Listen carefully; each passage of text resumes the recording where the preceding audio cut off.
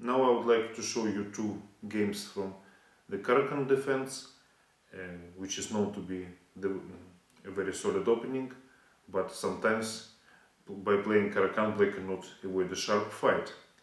And as I already told you when I was showing my game against Jobava, in order to create this sharp fight, White has to play e5 on move 3, because somehow the positions after knight c3 takes, knight takes are very dry.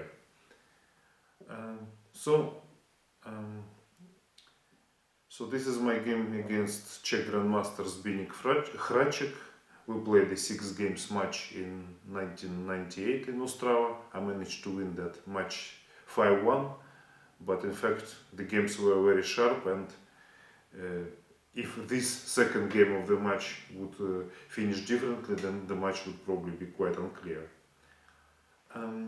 Okay, so Hracek played bishop f5, and as I said that nowadays I play knight f3. This is what I played 2 years ago against Badur Jabal.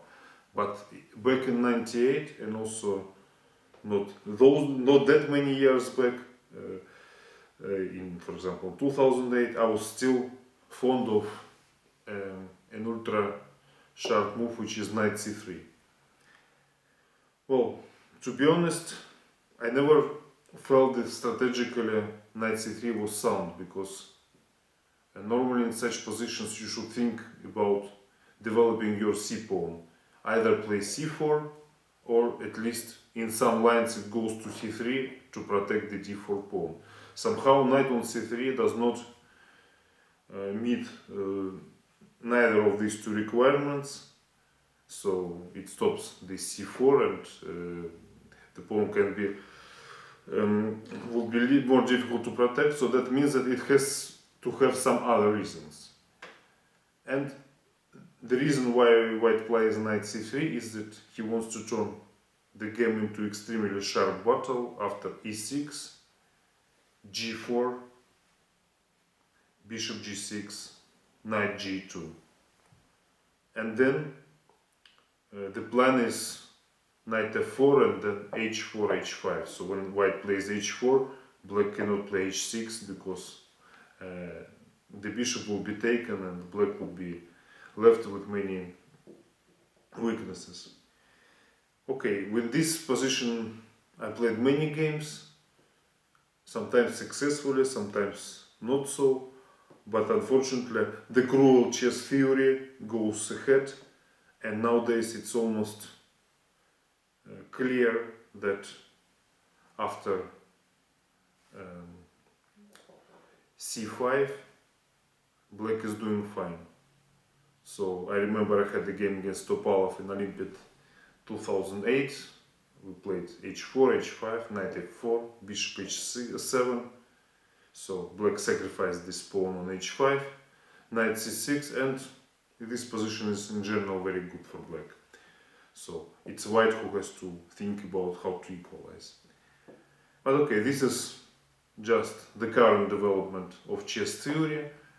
After it became more or less evident that after c5 Black has a good position, then I have decided not to play this move knight c3 anymore, and so nowadays I am playing knight f3, and also I play g4 in some games.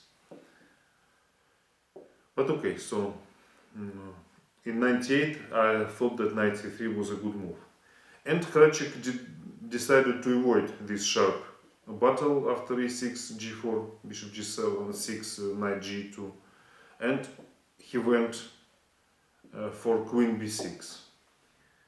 The same did young Russian player Dmitry Andreikin 10 years later. That game I will show later.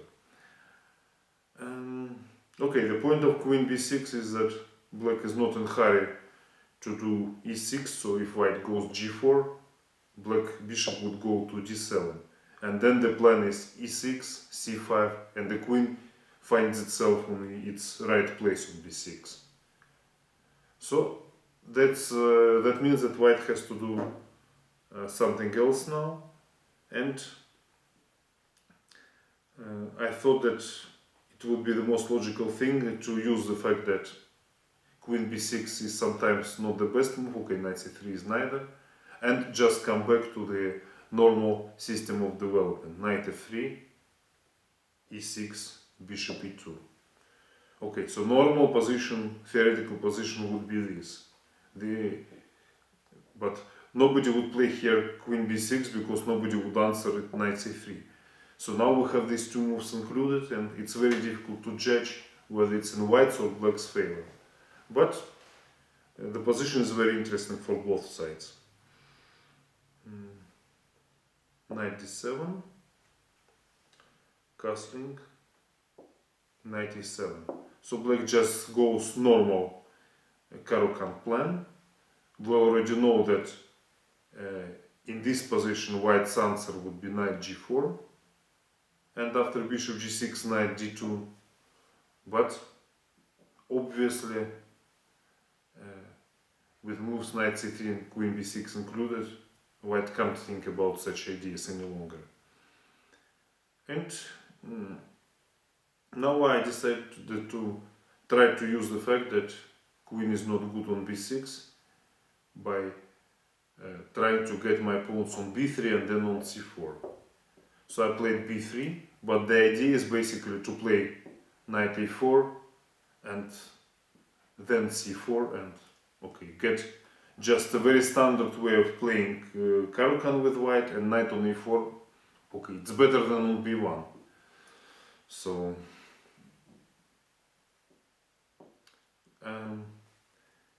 Zbynek tries to immediately refute such a plan, and he plays c5 in the center. Okay, in this game I did not react properly to this, but it also became evident to Zbynek that this c5 move is probably unfortunate, because in the fourth game he already played differently. He allowed me to play knight a4 and c4.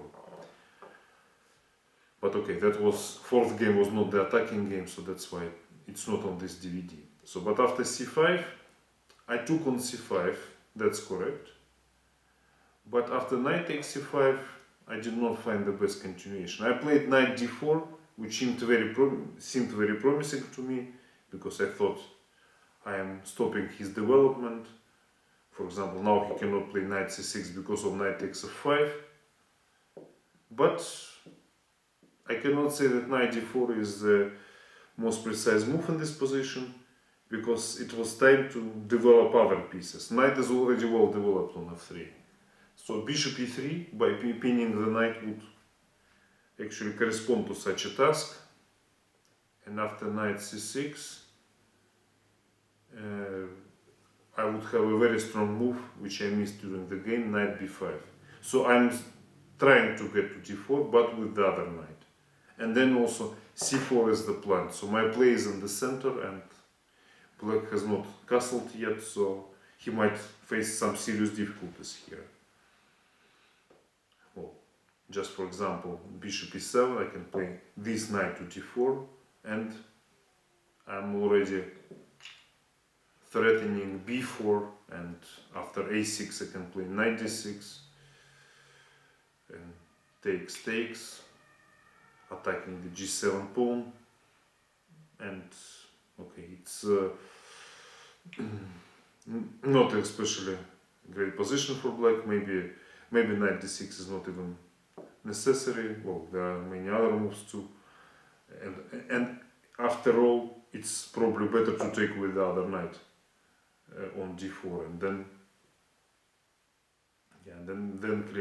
it's clear that white's advantage is quite high.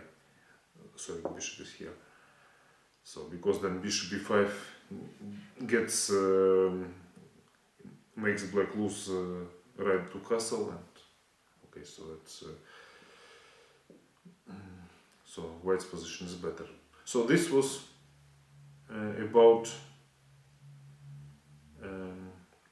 bishop e3 here.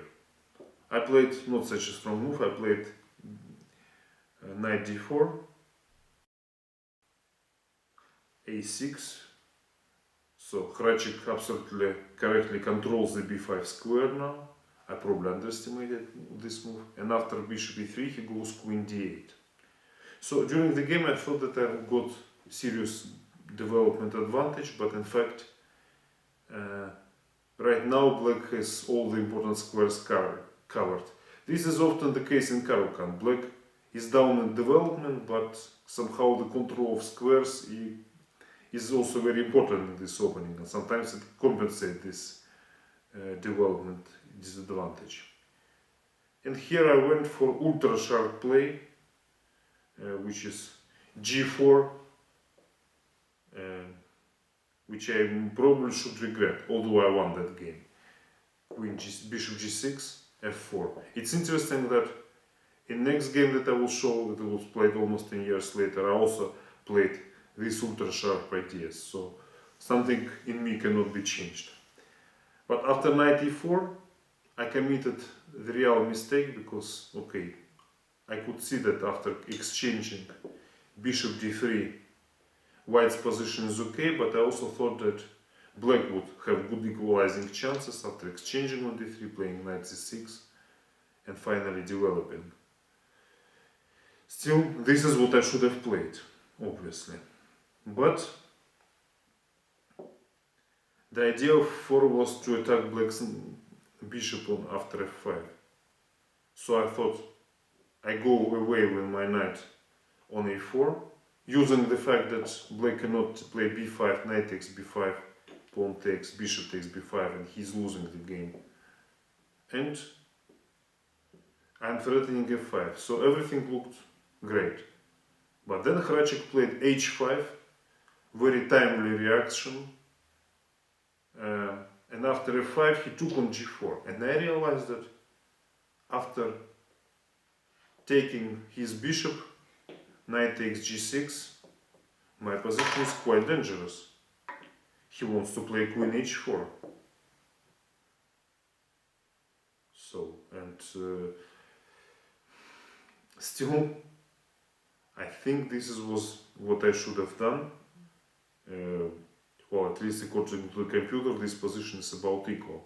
I don't know why, because it just looks dangerous for white. But okay, one thing how it looks like, and the other thing is hidden resources found out by computer. Okay, I should have taken the bishop according to the computer, but I went for something else. I took on e6. I just thought it makes sense, because black queen cannot get to h4 yet, because the knight on e7 is covering the diagonal. So I thought the tempo is more important than the bishop and the knight, and also that maybe I will get to his king faster than he would get to mine. Well, precisely in the battle who gets faster to your opponent king, I was right, because after an unfortunate move that he played g3, my position is again quite reasonable. However, he had several strong moves in this position. One was knight c6, trying to get with the queen on h4, so I would probably have to lose the tempo on moves like queen e1, and then black's position would be better. And another one move would be more positional, but also a very instructive one, f6. Not often such a move can be recommended, but here black needs first of all security for his king, and his pieces are coordinating excellently. Rook on h file is doing great, all the pieces in the center are well placed. Queen, when it will develop, it will immediately start making threats, and it turns out that white is just strategically lost, worse after f6. I didn't want to say the word lost, but white is worse. So after f6, computer gives an assessment slight black advantage, and I only have to agree with that. But Zbigniew thought that if I am attacking his king, he should attack my king in return. He plays g3. After that, white is back in the game. I took on f7. bishop takes f7, and the key move of my defense and counter-attack, h3. So sometimes tempi are so important in such positions that I just leave the pawn on priest, because if he takes the pawn, bishop g4, and then queen f3 comes, and white has all the pieces in the attack, while black his king on e8. So here already things are not easy for black. Hracek tried to complicate the game to the maximum. He played g2, attacking my rook, and hoping probably that I would take this pawn and then try to create some attack with queen c7. So at least I cannot move my pawn e6 because of queen g3, and if I play bishop f4, knight would get out on g6. So some activity for black, what Hracek was hoping for. But here I could just once more demonstrate how important is the time when in these sharp positions with mutual attacks. With you attacking or counter-attacking or defending, whatever. But time is the most important thing. He spent last two moves on just moving his pawn. Meanwhile, I put my pawn on h3, which is better than h2. Okay, that doesn't matter so much, but second move g2 is a loss of tempo. In order to prove that this is loss of tempo, I should just make some move with the rook that would mean something. And such a move is actually the sacrifice on f7. So after that, it's clear that g2 move was totally useless. It was just like black was waiting for this sacrifice, like not moving at all. King takes f7, bishop g4, and now queen and four minor pieces are the attacking force. I don't even need to use time and bring my rook into the attack. I can just do it with queen and two bishops and two knights. So queen c7, queen f3, check, king e8, bishop e6, already threatening to win the queen after bishop f7 check, king d7, queen g4, king d8, knight e6. And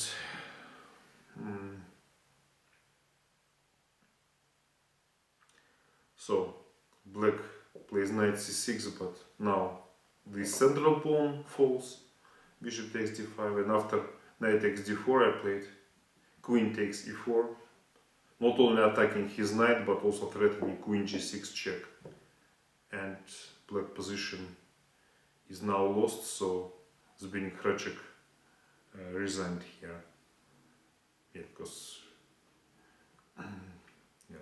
even that his king was already moving, he cannot even think about moves like long castle, which would be illegal. But the position is lost anyway. Okay, as I said, in this game my attack was not completely correct from the beginning, but it worked out well after he made serious mistake by not playing f6 when I took on e6.